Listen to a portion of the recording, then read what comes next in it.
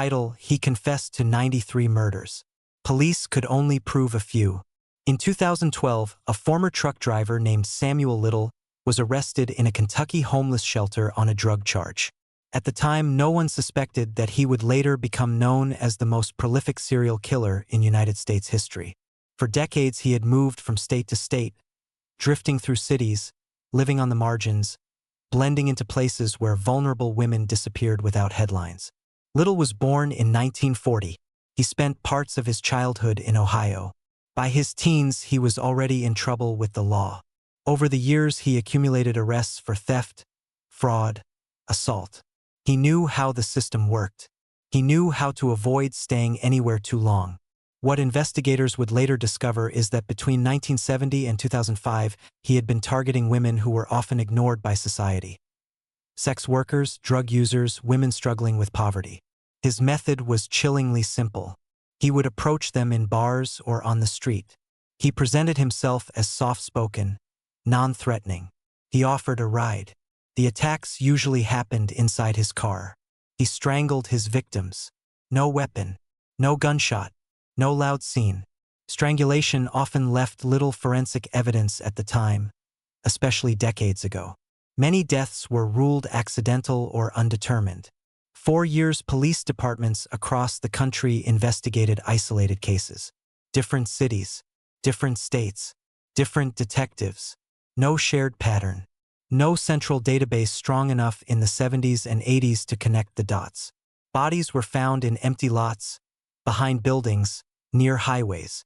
Some victims were never identified. Everything began to change because of DNA.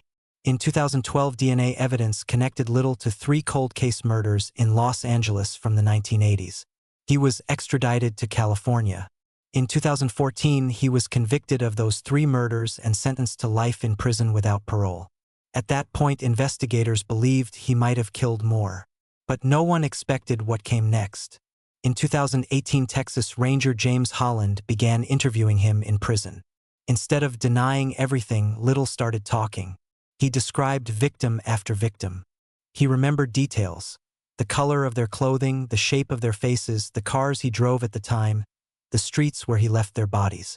He drew portraits from memory, faces of women who had been forgotten for decades. He confessed to 93 murders across multiple states. 93. Law enforcement agencies across the country began reopening cold cases. Investigators compared his statements with unsolved deaths from the 1970s, 80s, and 90s. They found matches, specific locations, specific methods, specific timelines. Over time, authorities confirmed dozens of his confessions as credible. The FBI publicly stated that they believed his confession count was legitimate, making him the most prolific serial killer in U.S. history. What made his crimes possible for so long was not just his mobility. It was who he chose. Women whose disappearances did not always trigger massive searches. Women whose deaths were not always thoroughly investigated. He exploited gaps in the system and society's indifference. Samuel Little died in prison in 2020 at the age of 80. He never faced trial for the vast majority of the murders he admitted to. Many families only learned decades later what happened to their daughters, sisters, mothers. Some victims are still being identified. The most disturbing part is not only the number. It is the pattern. He did not hide in the shadows of one city. He hid in plain sight across the country. Different states, different police departments, different eras. For years, no one realized they were hunting the same man. And the women he killed were almost erased from history, until he started talking. After Little began confessing, the investigation shifted from catching a killer to restoring names. Texas Ranger James Holland quickly realized that Little's memory was unusually detailed.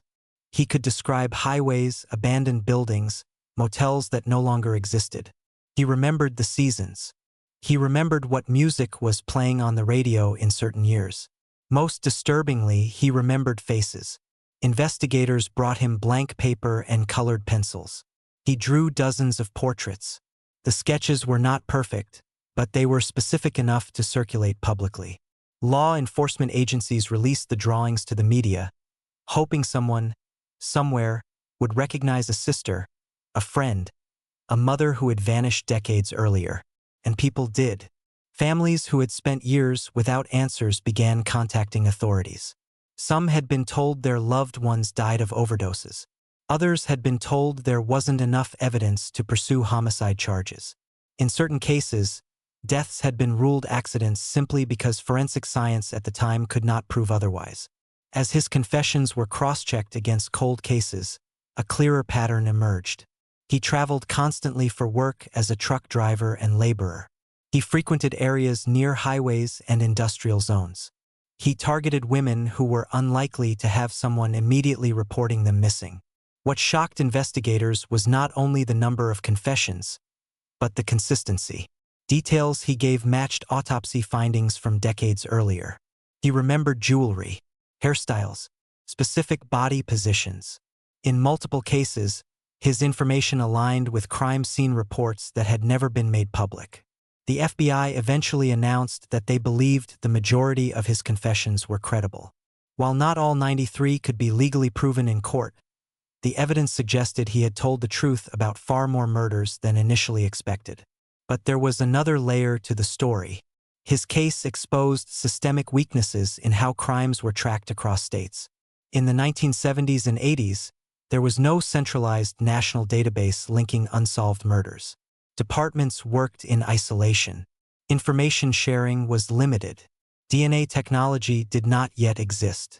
If crimes occurred in different jurisdictions, the connection often disappeared with geography. Little exploited that fragmentation. His mobility became a shield. Each murder looked local, unrelated, isolated. And because many victims lived on the margins of society, their disappearances did not always trigger urgency. Over time, his case became more than the story of a single man. It became a case study in how vulnerable populations can be overlooked. It forced agencies to re-examine thousands of cold cases involving unidentified women. Even after his death in 2020, the work did not stop. Investigators continue to match his confessions to unsolved deaths. DNA analysis has improved. Genealogy databases have helped identify previously unknown victims. New names are still being restored. For many families, closure came decades late. Some learned the truth after 30 or 40 years of uncertainty. Others are still waiting. The numbers are staggering. But the real weight of the case lies in something else. For years, these women were statistics, unidentified remains, case numbers in file cabinets, forgotten headlines. When he began talking, investigators realized that solving his crimes was not only about confirming confessions. It was about giving back identities. Because in the end, the most important story is not his. It is theirs.